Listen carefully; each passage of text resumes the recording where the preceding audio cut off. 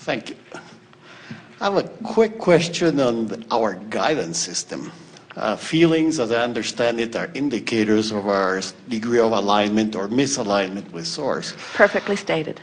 What happens with people where it seems to be out of whack?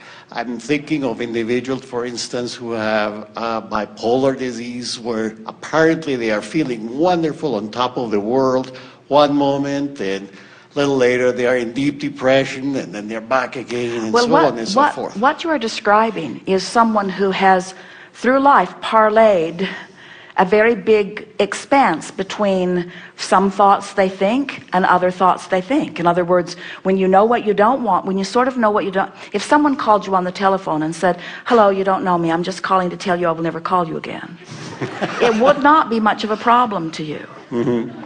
Right. But when something that you really want feels out of reach, then there's a stronger asking that happens.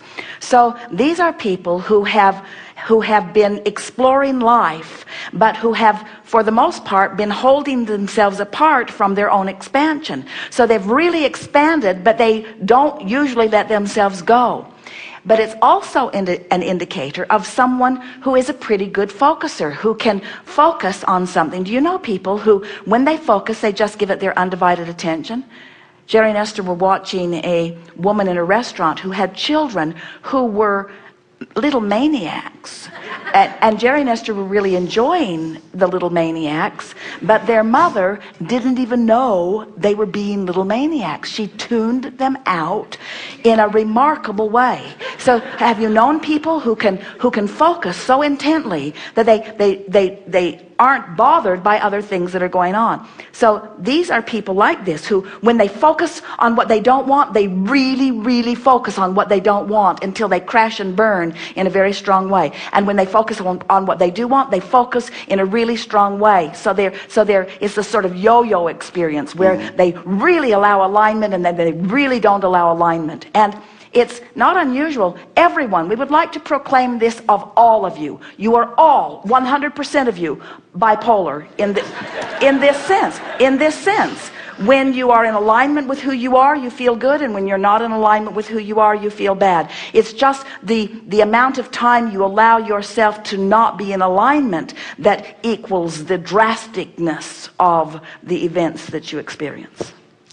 And there are other people, like, I understand, I've never met one so far as I know, but psychopaths who apparently are not able to feel at all, no matter how much out of alignment they are. Well, now think about it. We'll talk about this briefly, but if you're in absolute despair, you don't have access commonly to joyful thoughts, because if you've been beating the drum of despair, let's say you were badly abused, let's say that you had the joyous life sort of beaten out of you at an early life, and so despair was something that you chronically knew. You were afraid, and you felt no freedom, and you were not appreciated, you were treated with disdain, and so enough of that going on, you're going to begin to practice thoughts that are really far from the thoughts that your inner being has about you, until eventually you could sort of lose your connection with who you are. Now, an inner being of a person like that is still in the vortex, but your inner being doesn't leave the vortex to go rescue you.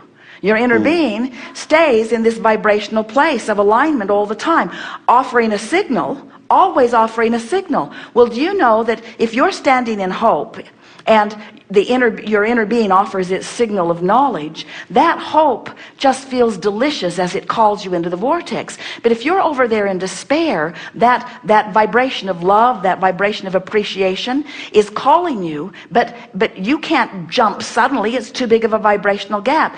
It will call you right into revenge or right into anger. And so what happens with a lot of those people, in other words, wouldn't you rather be angry than be afraid? Everyone would. Fear feels awful. Anger is awful too, but it feels a lot better than fear. So what happens, sometimes the circumstances of a person's life only allow them that much leeway. They go from feeling powerless to revenge, powerless to revenge, powerless to revenge. And your society doesn't help them move up the emotional scale, because your society condemns their revenge rather than praising it. In other words, somebody who understood the emotional scale, somebody that understood that that person deserves to feel better and does feel better in his rage, could call him into rage, and then could call him into less rage, and then could call him into anger, and then could call him into overwhelmment, and eventually could call him into hopefulness and right into the vortex, you see.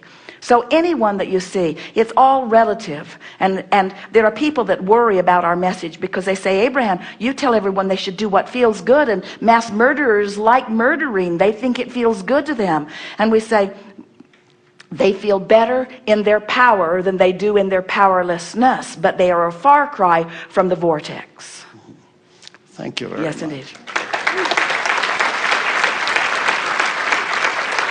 Second row.